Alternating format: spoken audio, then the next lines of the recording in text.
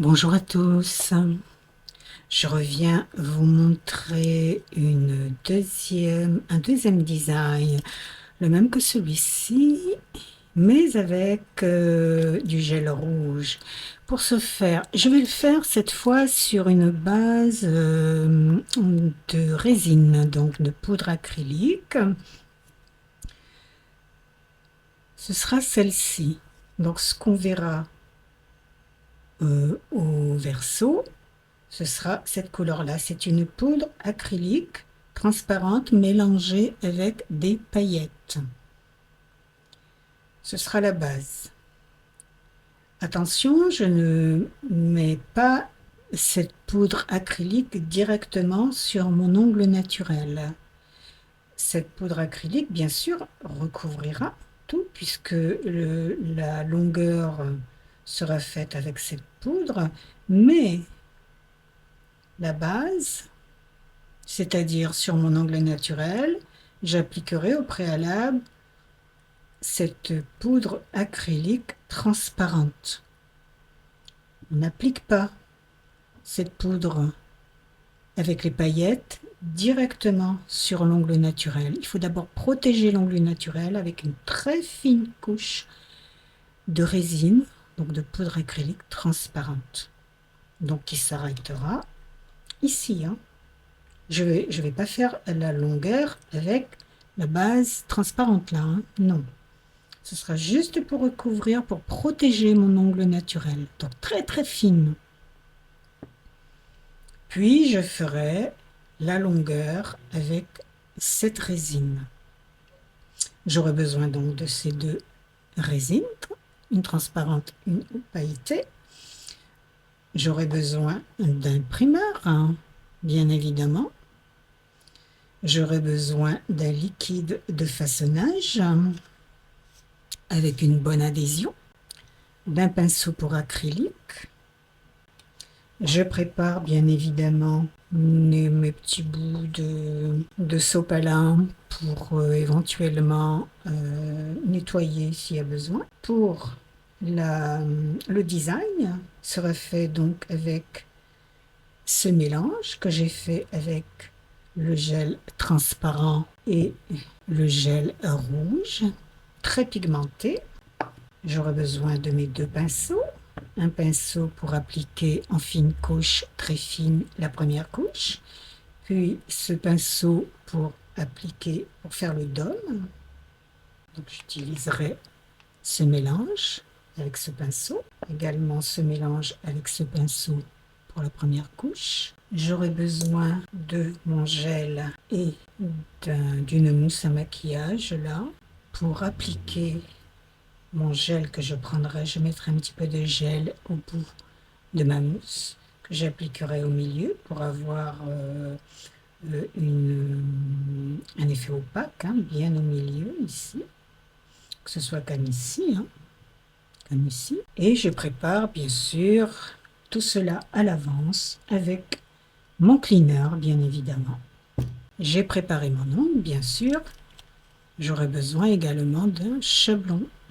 Lorsque vous pincez votre chablon, pincez-le bien dessous, pincez-le, cela dépend de ce que vous faites, si c'est une amande, un stiletto, un carré, cela dépend de la manière dont vous allez confectionner votre design. Mais cette partie-là doit toujours être plus étroite que la largeur de la plaque ongulaire. Donc n'hésitez pas à bien pincer dessous. Évidemment, il faut un chablon qui colle bien. S'il ne colle pas bien dessous, n'hésitez pas à l'agrafer pour qu'il ne bouge plus. L'agrafer ici et l'agrafer surtout ici. Ici, pour qu'il ne se décolle plus. Vérifiez bien que votre chablon est bien découpé. Attention, ici, il doit y avoir quand même un petit espace. Autrement, s'il n'y a pas d'espace, si ces bords-là se rejoignent, votre chablon va pencher vers l'avant. Et vous aurez un angle crochu, en fait. Donc, il faut qu'il soit bien droit. J'ai appliqué ma première couche de résine transparente pour protéger mon ongle naturel. J'ai fait ma petite extension avec la résine pailletée.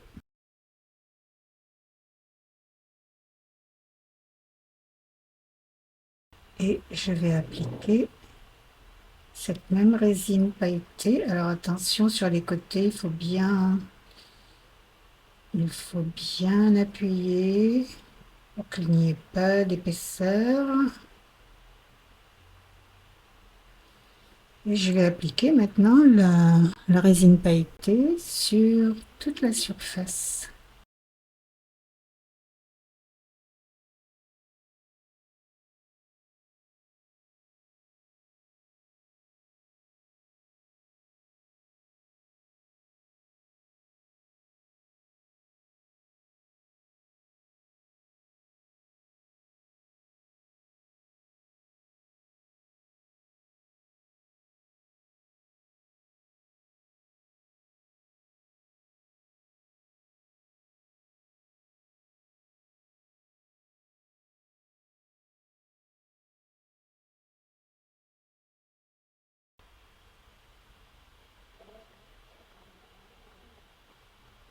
Alors évidemment, pour être à l'aise, je retourne mon doigt parce que de le mettre comme ça me fait vraiment très mal au poignet.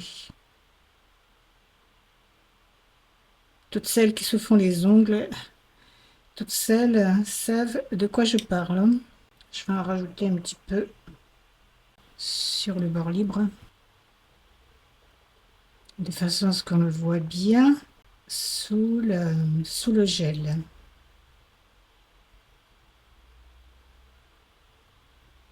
Toutes celles qui utilisent la résine savent qu'on doit souvent essuyer le pinceau pour que les paillettes ou la résine ne se collent pas au pinceau. Souvent le rincer également dans le liquide d'adhésion, le liquide de façonnage. J'aplatis bien mes paillettes dans la résine. Et je vais laisser sécher. Pour information, vous pouvez utiliser dans une même pose, sur un même design, vous pouvez mélanger résine, gel, acrygel. Mais il y a un ordre à respecter. Il faut toujours que la résine soit placée dessous. D'abord la résine. Vous pouvez mettre par-dessus la résine le gel ou l'acrygel, mais jamais l'inverse, c'est-à-dire gel en premier, acrygel en premier, résine en dernier, jamais, puisque la résine, il y a quand même du poids, c'est une matière qui a du poids et qui est très dure, très très dure. Entre ces deux-là, il vaut mieux mettre le gel dessous et l'acrygel dessus, parce que le gel est dur aussi. Mais moi, il m'est arrivé de faire l'inverse et c'est aussi bien. L'acrygel d'abord et le gel par-dessus. Je l'ai déjà fait et ça tient parfaitement. Par contre, on ne met jamais la résine au-dessus de ces deux-là. Parce que la résine est une matière beaucoup trop dure et ça finira par casser ces deux matières-là. Dans tous ces produits-là, vous retrouvez les polymères, les monomères. Tout se mélange parfaitement. Ils sont issus des mêmes compositions, mais il y a bien sûr un ordre à respecter. Alors, je viens de me rendre compte d'une chose. Comme c'est la première fois que je fais donc ce design avec cette poudre acrylique pailletée, je me suis dit qu'il valait mieux quand même le recouvrir, donc la poudre, une fois qu'elle est placée, la poudre acrylique pailletée, avec la résine transparente en très très fine couche pour la protéger avant de mettre le gel. Je pense que c'est mieux. Lorsque votre design est sec, lorsque l'acrylique a bien séché, il faudra avec le bout de votre pinceau tapoter et écoutez le bruit que cela fait. Je vais rapprocher du micro pour que vous entendiez bien.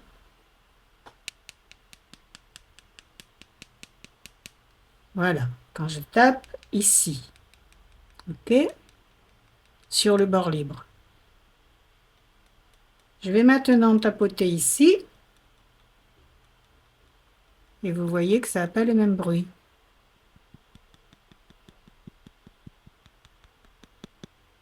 Le bruit ici est plus sourd qu'ici.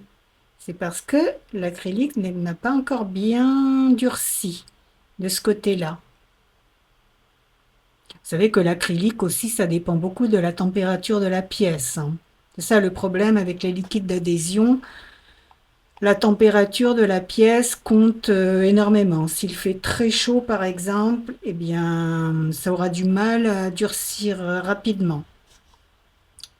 C'est pourquoi il est parfois recommandé, lorsqu'il fait très très chaud dans une pièce, que vous n'avez pas la climatisation, il est recommandé de placer votre pot dans lequel vous avez placé votre liquide, de le mettre dans un récipient avec de la glace pour le tenir au frais, ou de mettre quelques instants au réfrigérateur avant de le sortir. Mais le mieux, c'est quand même de le poser dans de la glace, dans un récipient avec de la glace. C'est le mieux, comme ça il restera toujours frais, il va pas se réchauffer et votre design va durcir rapidement. Là, comme il fait très chaud et je n'ai pas la climatisation, donc là j'entends que cette partie-là n'a pas encore bien durci. Il faut attendre encore. Donc vous voyez, tapoter, hein, pour bien entendre le bruit que ça fait. Il doit y avoir un bruit clair et non pas sourd. C'était une petite astuce du jour. Quand tout est bien durci, je vais enlever le chablon.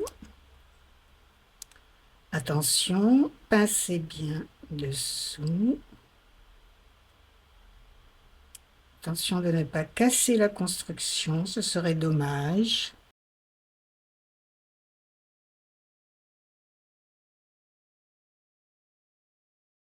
Si vous avez l'occasion d'acheter du Tiny Taylor, ces chablons collent très très très fort.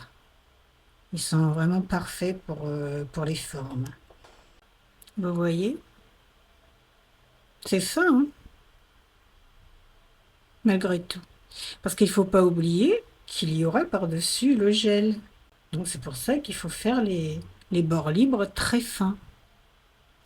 Et vous voyez, j'en ai mis un petit peu plus. Parce que c'est beaucoup mieux d'en avoir plus sur les horizontales que pas assez. Vous pouvez toujours raccourcir, réduire. Alors que si vous en mettez peu, eh ben, vous allez avoir comme un escalier. Hein. Vous voyez, si j'en avais pas mis beaucoup, là, si j'en avais mis, admettons, jusque là seulement, il aurait manqué tout ça. Alors, voyons si je n'en mets pas suffisamment sur les horizontales, ce que cela donne. De profil, un doigt.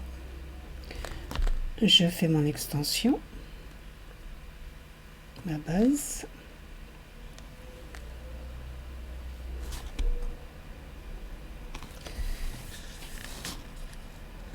Si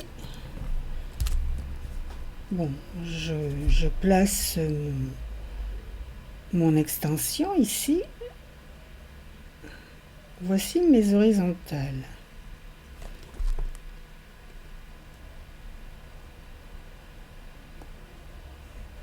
Tout droit.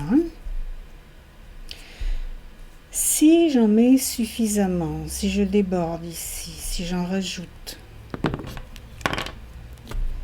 je vais en rajouter ici.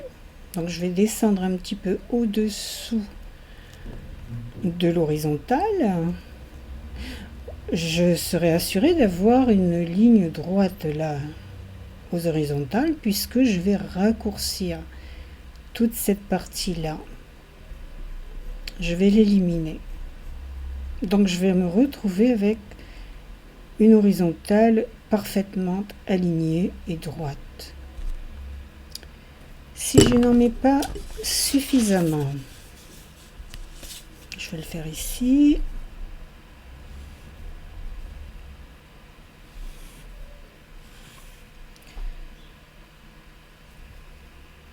Si je n'en mets pas suffisamment, d'accord? Je ne descends pas, je m'arrête ici. Et je vais faire ma construction. Je n'en ai pas mis suffisamment, mais c'est trop tard. Donc j'ai fini, j'ai mis mon top coat, j'ai tout mis. Et regardez ce qui se passe. Il va manquer toute cette partie-là. Et ça va me faire un bec d'oiseau. Ça va me faire un bec là. Ça sera pas très élégant, pas très joli à voir hein, de profil. Hein. Plutôt que ça. Les horizontales bien droites. Et là, je ne pourrais pas en rajouter. J'aurais tout fait, j'aurais terminé, j'aurais mis mon top coat. Qu'est-ce que je peux faire? Rien. Je n'aurais qu'à regarder l'erreur.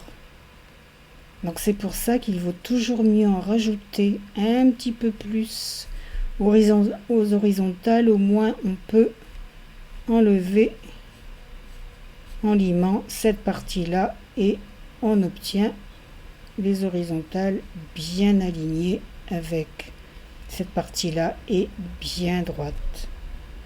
Donc comme j'ai rajouté de l'acrylique transparent pour protéger mon design doré, je vais passer juste un petit coup de bloc pour matifier avant de mettre le gel. J'ai appliqué ma première couche de gel. Donc j'ai appliqué avec bien sûr la petite éponge de maquillage. Je mets un petit peu de gel au centre et j'applique sur le centre de l'ongle. Ensuite, je peux retourner la petite éponge et absorber un petit peu là sur les côtés, puisque le but, c'est que l'on voit le design, les paillettes sur les côtés. Je catalyse. J'applique ma deuxième couche.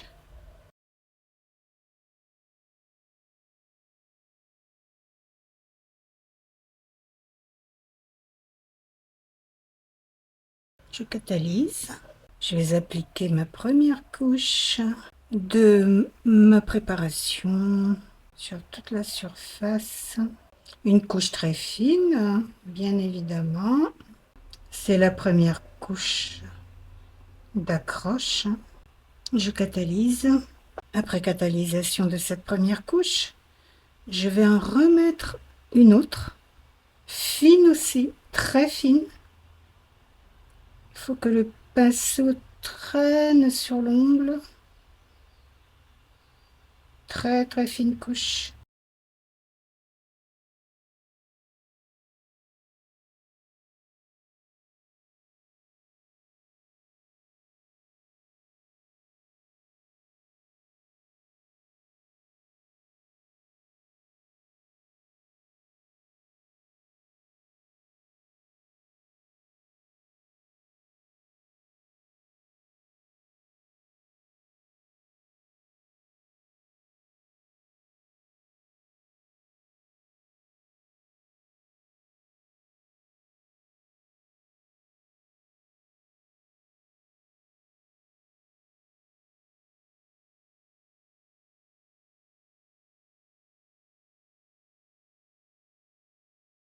Lorsque vous avez bien égalisé partout, vous retournez bien sûr le doigt, vous travaillez dessous pour bien former l'apex.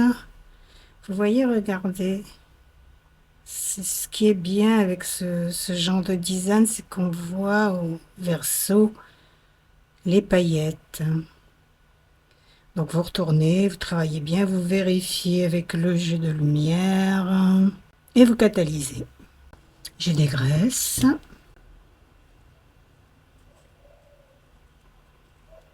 Et je vais appliquer un top coat sans résidus. Avant d'appliquer mon top coat, je vous montre quand même le bord libre. Vous voyez que c'est très fin. Malgré la couche de résine et la couche de gel, regardez, c'est très très fin. Parce qu'il ne faut pas oublier non plus qu'il y aura aussi la couche de top coat. Et ce top coat là étant très épais, regardez, un top coat sans résidus très très épais. Donc il faut tenir compte de toutes ces couches là qu'on place. C'est pour ça qu'il faut toujours faire les bords libres très fins.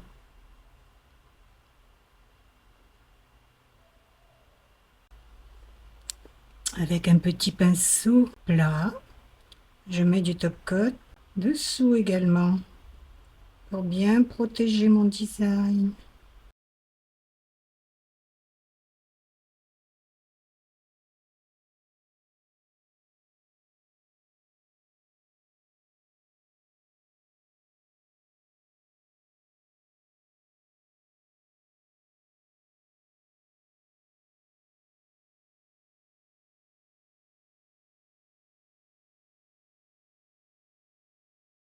Alors ici, on voit plus le fond qu'ici. Parce que ce gel-là, il est très très très concentré, comme c'est la première fois que je l'utilise pour faire ce design.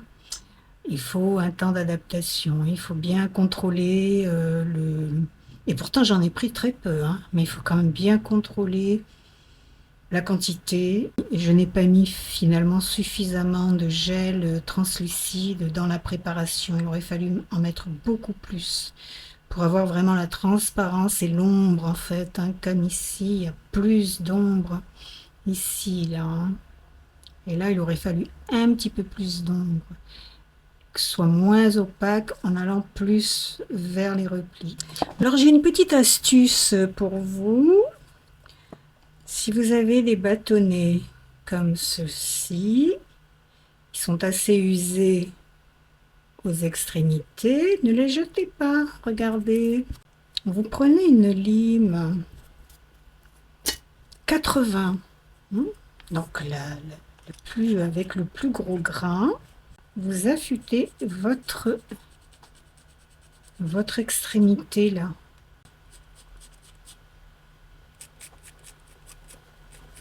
Ensuite, vous prenez une lime plus douce et vous enlevez tout ce qui est au bout là, tous les résidus qu'il y a au bout du bâtonnet. Mais ne jetez pas les bâtonnets, ils peuvent toujours servir. Quand vous avez fait ce côté-là, vous faites les pointes, pareil, vous tournez et vous affûtez votre bâtonnet sur votre lime.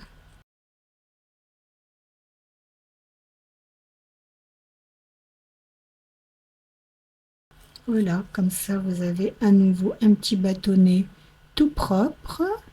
Vous pouvez le réutiliser. C'est inutile de le jeter, de le changer. Après, pour les clientes, chacune a son bâtonnet normalement, hein, comme chacune sa lime et chacune son bloc. Hein. On ne mélange pas les limes, les bâtonnets entre les clientes. Hein, ça ne se prête pas, on va dire. Une lime, c'est personnel. Hein. Eh bien, je vous remercie de votre visite et je vous dis à très bientôt.